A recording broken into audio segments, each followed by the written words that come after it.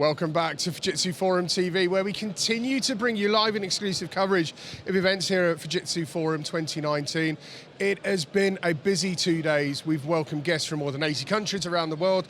They've all descended on the ICM in Munich to come and see the latest innovations from Fujitsu and understand the latest thinking around how technology can address key challenges that your business and society is facing. But more than that, technology can also unlock great value. Earlier on, you may have seen the keynote with the brilliant Dr. Joseph Reger, who was helping us understand the journey from mathematical optimization through to industrial optimization. I'm delighted to say he's come and joined us. So if you've not seen the keynote, please go and take a look at it, because it's absolutely fascinating. It was a real mathematical lesson for myself, Dr. Joseph. Thank you. I find it really interesting that technology has exploded and there's this demand for optimization. For the benefit of viewers, can you just give us a bit of an overview of the trends that are out there and why optimization is so important?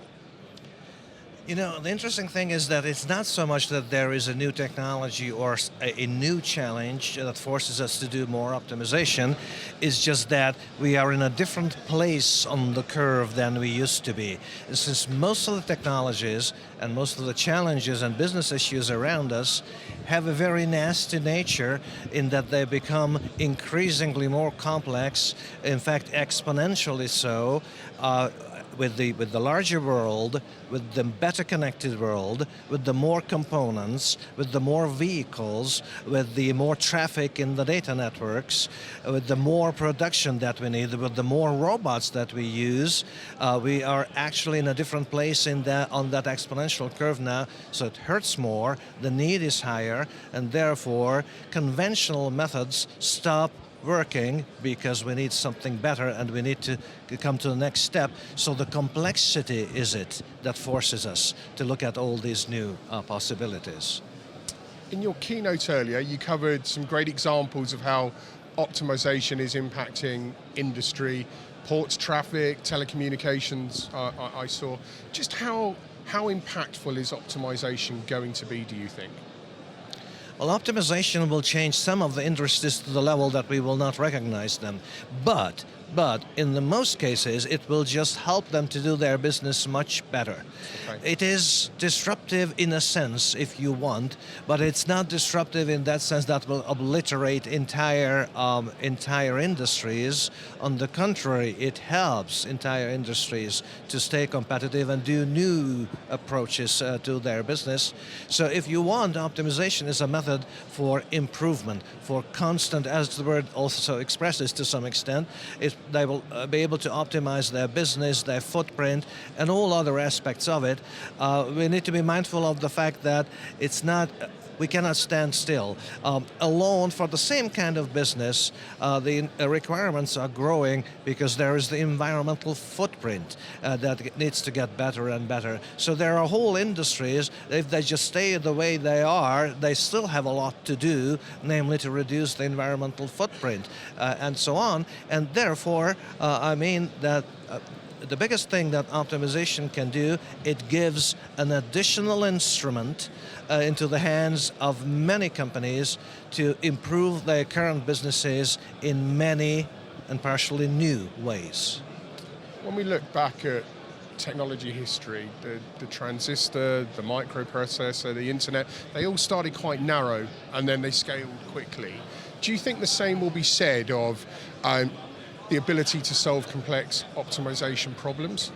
It will have to be so, but not so much because the technology is restricted. Okay. What needs to happen, though, for it to penetrate whole industries and many more than it does already, what will need to happen is that we need to generate the skill set. Companies will have to invest into people who understand the complexity of the optimization challenge, are familiar with the methodology, with the mathematical background of it, can design the functions that need to be optimized, and can use the available equipment where there is a whole armory that one can be used. At the very end of that spectrum, we have now very very powerful quantum or quantum-inspired machinery that can be used for that. So it's a whole spectrum to use it in a meaningful way and find the right tool for the right problem.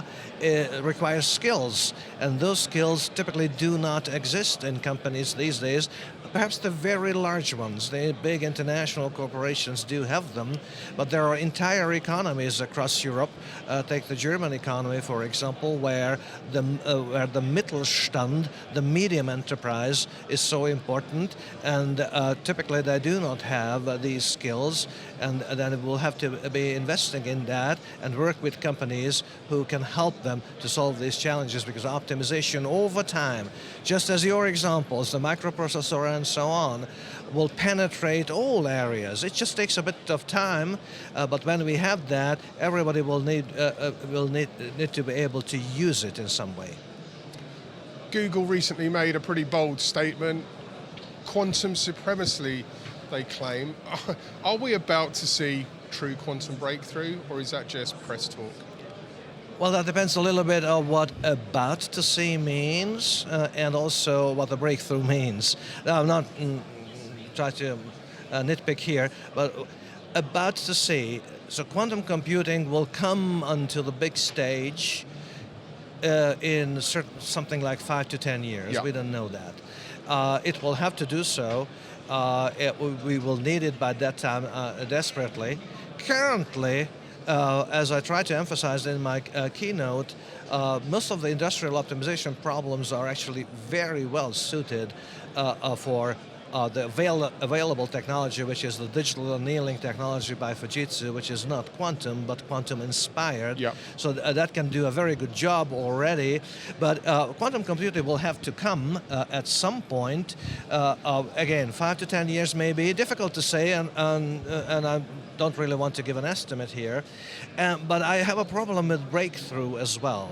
Because if breakthrough means that all of a sudden quantum computing is superior to anything else and will be used in all walks of life for all problems, that I don't see happening at all. Because quantum computing will just be one instrument, together with a number of others in the tool chest, well suited for certain problems, not well suited for others, and we will have to make educated choices. So it will be a mixed, a hybrid environment, and therefore a breakthrough, a shattering breakthrough in that sense is unlikely to happen. But what I hope will happen is a constant penetration and the constant conquering on more areas. So that's what's more likely to happen in my books. There'll be a lot of people watching this thinking, okay, this makes a lot of sense. Optimization is probably something we need to be looking at. I'm sure they've had their interest piqued by the quantum-inspired digital annailer proposition Fujitsu have proudly put on display here. If you've got one message for the viewers on how to get started with optimization, what would it be, Dr. Joseph? The one good way of starting is not to worry about how we solve the problem. Identifying the problem is actually a big step too. In a series of innovation workshops, those can be conducted with us, or internally the company can do that. It is very educational to find out where the pain points are, where the areas are, where a dramatic improvement would change the business. And then, in the second step, define the problem, describe it properly, because it's much easier to take it from there. And then we can see what kind of instruments, what kind of methods we are going to use, and if it takes a quantum-inspired computing approach, we can do that. We help customers to walk that journey, but it needs to start with an understanding of where the business benefits and where the business challenges are. Fascinating as always, Dr. Joseph Reger. Thank you for talking to us. There's a couple of segments I want to call out which chimes with what Dr. Joseph was just telling us about. Media Day, we spoke to the brilliant Dr. David Snelling, who went into a lot of detail around digital annailer and the future of it. And in fact, he did predict 5 to 10 years on the quantum coming through. Go and take a look at that. It will add a bit of colour to what Dr. Joseph was talking about today. And also, go and take a look at Joe Box's co-creation interviews. You'll hear about the design processes that have been spoken about as well, and it'll give you an insight into what Fujitsu can do for you. There is still plenty more to come from Fujitsu Forum TV this afternoon. We're on air till about 4:45 CET time today. And up next, we are going to take a look at an equally important topic, artificial intelligence, but doing it with the right ethics and morality. We've got a great panel coming your way that are going to help you understand why ethics is critically important in your delivery of AI. Stick with us, there's plenty more wonderful insight coming your way